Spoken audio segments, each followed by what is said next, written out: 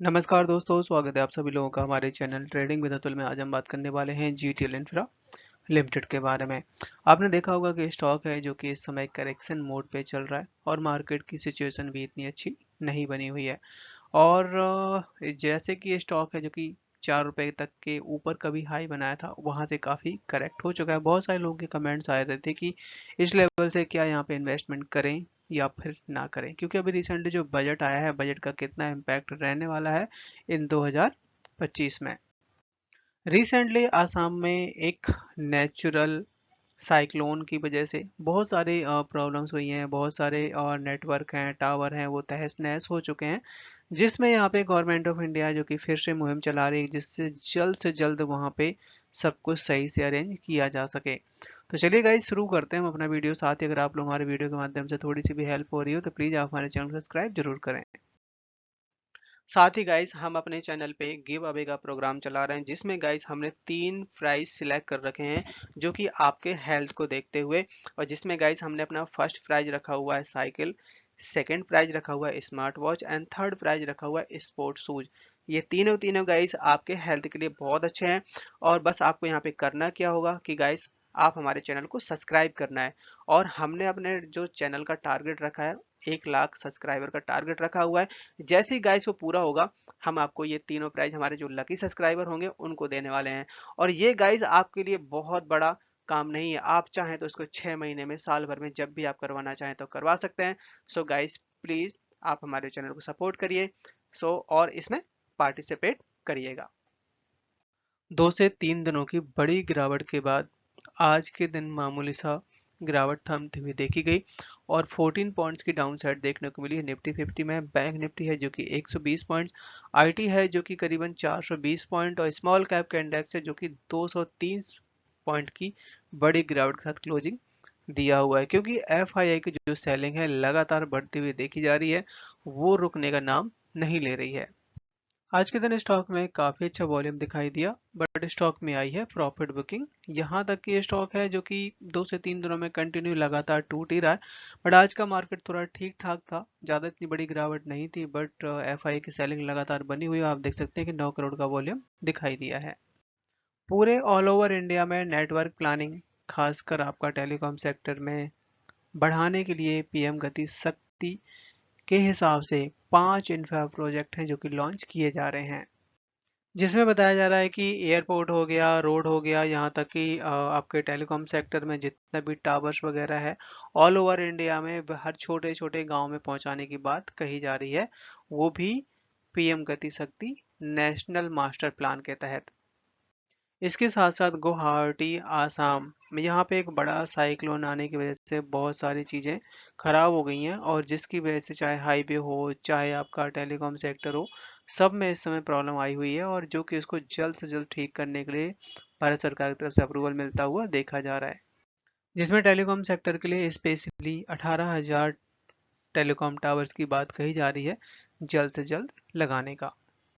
क्योंकि ये जो अपडेट दिया गया है टेलीकम्युनिकेशन डिपार्टमेंट की तरफ से, last time prime minister Narendra Modi की तरफ से ये अनाउंस भी किया गया था, ये स्कीम भी लॉन्च की दी गई थी कि जगह जगह पे इंडिया के हर एक विलेज में हमें टावर लगाने हैं, जिससे वहाँ पे नेटवर्क को प्रॉपर सप्लाई किया जा सके। तो रिसेंटली यहाँ पे natural fried fluid engage village में जो साइक्लोन आया है, उसकी वजह से बहुत सारे टावर तहस नहस हो गए थे।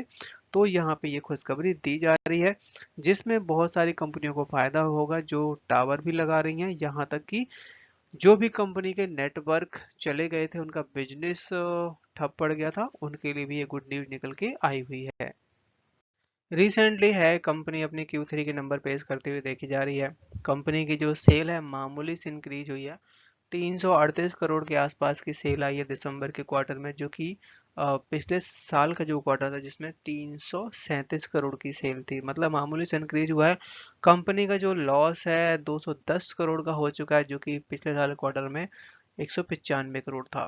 तो ये तो रही इसकी जो नंबर्स आते हुए देखे गए हैं, बट इसके अलावा कुछ और भी अनाउंसमेंट आई हुई हैं। Q3 के नंबर में मैनेजमेंट की तरफ से कुछ बड़े खुलासे किए गए हैं।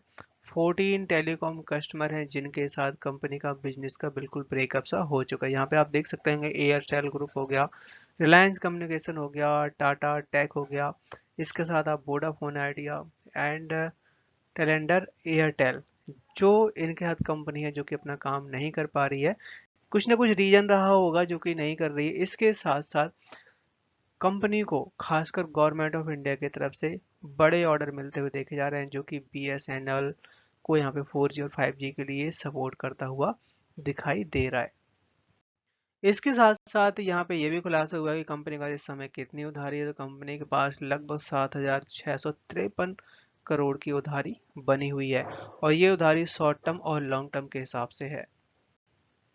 कंपनी को इस समय रिसेंटली जीएसटी डिपार्टमेंट की तरफ से एक नोटिस आता हुआ दिखाई दे रहा है, और ये जो नोटिस है आप देख सकते हैं कि deputy commissioner state tax Lucknow की तरफ से यहाँ पे जीएसटी का नोटिस जारी किया गया है। ये नोटिस है, आप देख सकते हैं 894 का, बहुत बड़ा यहाँ पे दिया गया है नोटिस, और इसके लिए हो सकता है कि कंपनी हाई कोर्ट या सुप्रीम कोर्ट जाते हुए देखी जा सके, क्योंकि काफी बार होता है कि गवर्नमेंट ऑफ इंडिया अनाप शनाप जीएसटी या टैक्स लगा के नोटिस भेज देती है। आज के दिन शेयर ने हाई बनाया 1.76 का, लो बनाया 1.68 का, क्लोजिंग दी 1.69 पे, 1.5% तक की डाउनसाइड दिखाई दी। चार्ट में नजर डालें तो यहाँ पे आप देख सकते हैं कि 1.5 यहाँ पे सबसे बड़ा सपोर्ट है, इसके नीचे नहीं जाना चाहिए, अगर इसके नीचे जाता है तो स्टॉक 1.2, और अगर 2 रुपए के ऊपर निकलता है तो 2.5 रुपए तक भी स्टॉक बहुत तेजी से जा सकता है, क्योंकि इस बार का जो बजट रहा था उसमें 95,298 करोड़ की अनाउंसमेंट करी गई थी, खासकर टेलीकॉम सेक्टर और आईटी सेक्टर के लिए।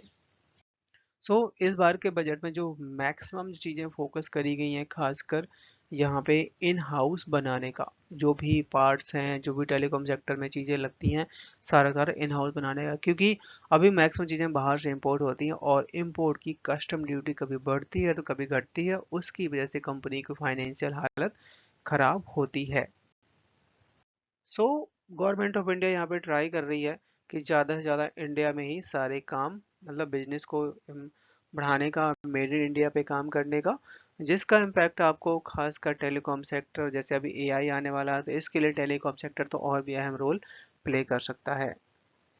एफआईआई और डीआईस यहाँ तक कि पब्लिक के नंबर आते हुए देखे जा रहे हैं कि क्वार्टर बाय क्वार्टर किसने स्टेक खरीदा और बेचा, तो यहाँ पे डीआईस की तरफ से स्टेक है जो कि घटता हुआ दिखाई दे रहा। 45% तक का स्टेक था एक साल पहले, जो कि इस समय 36% रह जाता है, जिसमें यहाँ पे बड़े बड़े बैंकों के नाम शामिल हैं, union bank, central bank, bank of Baroda, यहाँ तक कि LIC, ICICI बैंक, आप देख सकते हैं कि बहुत बड़ा स्टेक यहाँ पे ले रखा है। FII है जो कि अपना सारा स्टेक ऑलमोस्ट बेच चुकी है, 0.01% रह जाता है। अब बारी आती है यहाँ पे पब्लिक की, तो पब्लिक है जो कि काफ़ी बड़ा स्टेक बढ़ा चुकी है, 52% तक का स्टेक था जो कि एक साल पहले, जो कि इस समय 61% तक का स्टेक कर दिया है। तो स्टॉक है जो कि काफ़ी करेक्ट हो चुका है, अगर और नीचे जाता है तो हमें लॉन्ग टर्म का ही सोच के चलना चाहिए, शॉर्ट टर्म में तो इतना जल्दी नहीं होता, क्योंकि एक तरीके से देखा जाए तो पैनी स्टॉक है, और जब चलता है तो अच्छा खासा चलता है, और जब रुका रहता है तो लोगों को रुला के रख देता है। सो गाइस, मिलते हैं आपसे नेक्स्ट वीडियो में। वीडियो पसंद आई तो प्लीज़ लाइक सब्सक्राइब करना ना भूलें।